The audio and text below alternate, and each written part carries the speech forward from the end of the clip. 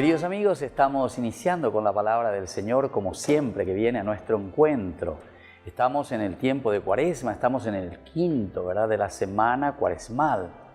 Hoy leemos desde el libro de Daniel, capítulo 13, 1, 9, luego 15, 17, 19, 30, punto 33 al 62. Es la famosa historia de Susana.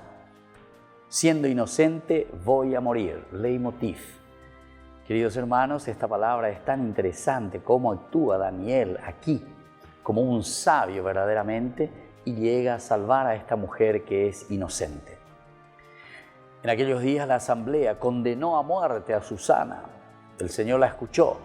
Mientras la llevaban para ejecutarla, Dios movió con su santa inspiración a un muchacho llamado Daniel.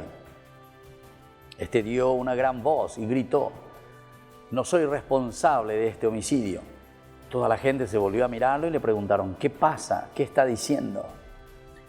Él, plantado en medio de ellos, les contestó: ¿pero cómo? ¿Están locos israelitas? Con que sin discutir la causa ni investigar los hechos, condenan a toda la asamblea a una israelita. Vuelvan al tribunal, porque esos han dado falso testimonio contra ella.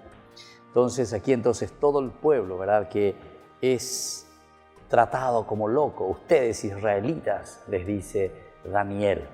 ¿Pero por qué? Porque justamente ante la mentira, como decimos nosotros, la mentira tiene patas cortas.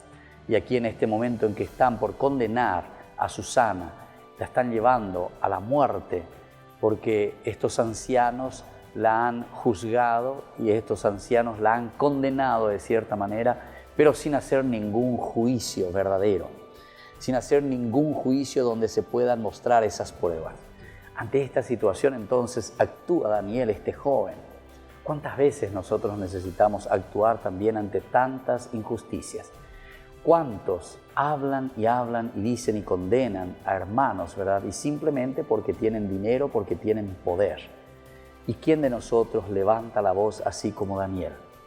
Hoy la palabra del Señor en este tiempo de Cuaresma nos llama también a levantar la voz, a ser personas que se comprometen con la sociedad y a no permitir que exista tanta injusticia.